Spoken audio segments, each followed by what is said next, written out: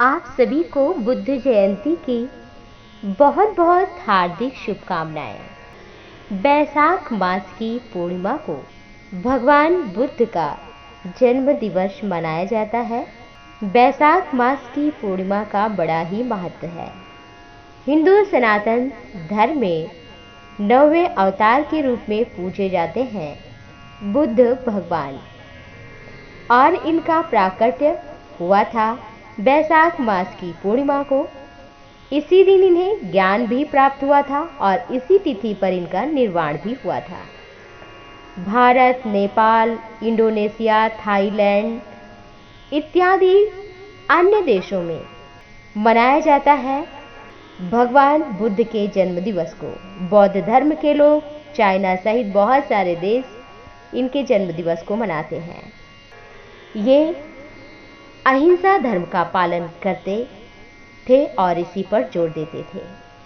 इनका जन्म इक्ष्वाकु वंशीय क्षत्रिय शाक्य कुल के राजा शुद्धोधन मां महामाया के द्वारा जन्म हुआ था, लेकिन 7 दिन के बाद ही मां का निधन हो गया। दूसरी माता गौतमी ने इनका पालन पोषण किया। संतों ने जब 5वें दिन नामकरण के लिए पधारे तो इनका नाम सिद्धार्थ रखा, अर्थात जो स्वयं सिद्ध है, और कहा साधुओं ने या तो ये राजा होगा या सच्चा संत होगा। सिद्धार्थ के बचपन से ही उन्हें दया करना अच्छा लगता था। दया उनके रोम रोम में भरा था। अहिंसा परमो धर्म का वो उपदेश देते थे। सिद्धार्थ को जब घुड़दौड़ में शामिल किया जाता और घोड़ा थक जाता, मुंह से झाग निकलने लगता, तो दया करके उसे रोक देते और स्वयं हार जाते, क्योंकि वो घोड़े का दुख नहीं देख सकते थे और हारना वो पसंद करते थे। और कथा तो आप सभी ने सुना होगा कि इनके चचेरे भाई देवदत्त ने हंस को बाण मारा और वो घायल हो गया।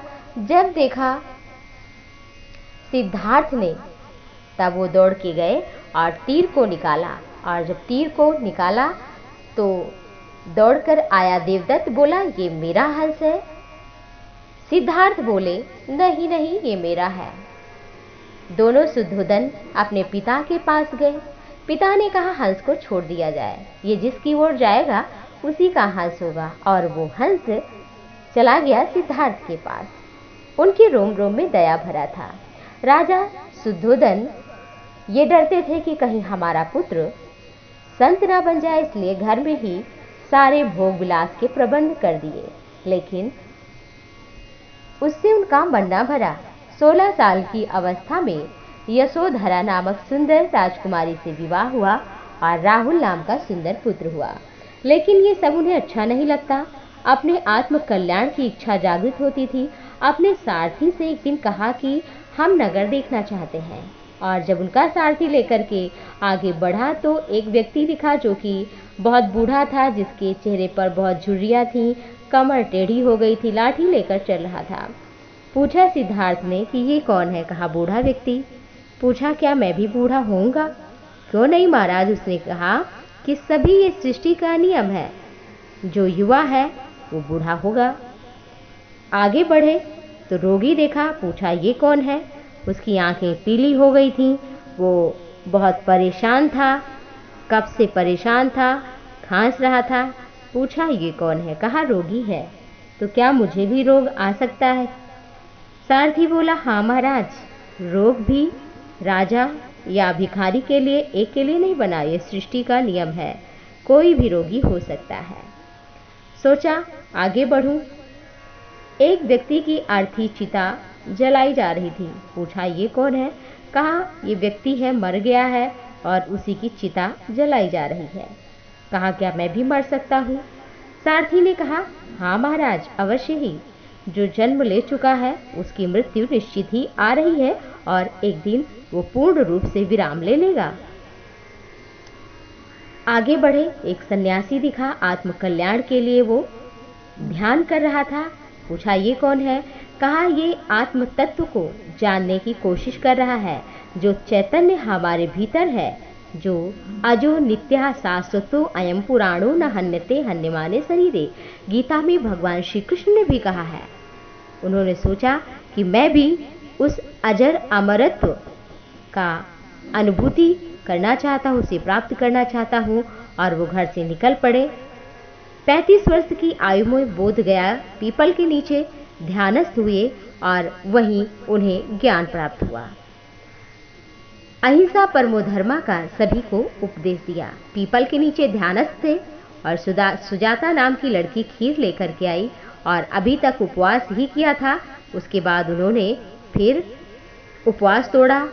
उस लड़की को पुत्र हुआ तो वो सोने के थाल में दूध की खीर लेकर आई और कहा, जैसे मेरी कामना पूरी हुई वैसे आपकी भी हो।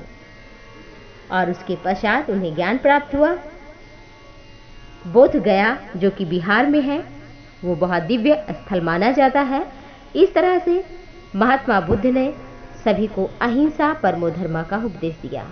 हिंदू सनातन संस्कृति में जन्मे भगवान बुद्ध आज जिनका दुष्प्रचार, उनके अनुयायी नहीं कहे जाएंगे, वो समाज को भटका रहे हैं, गलत दिशा में ले जा रहे हैं।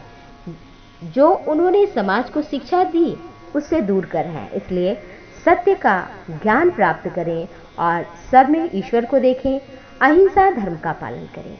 आप सभी को एक बार फिर से बैसाख मास की पूर्णिमा, भगवान बुद्ध के प्राकट्य उत्सव की, उनकी जयंती के, उनके निर्वाण दिवस के रूप में आप सभी को बहुत बहुत हार्दिक शुभकामनाएं। नमस्कार।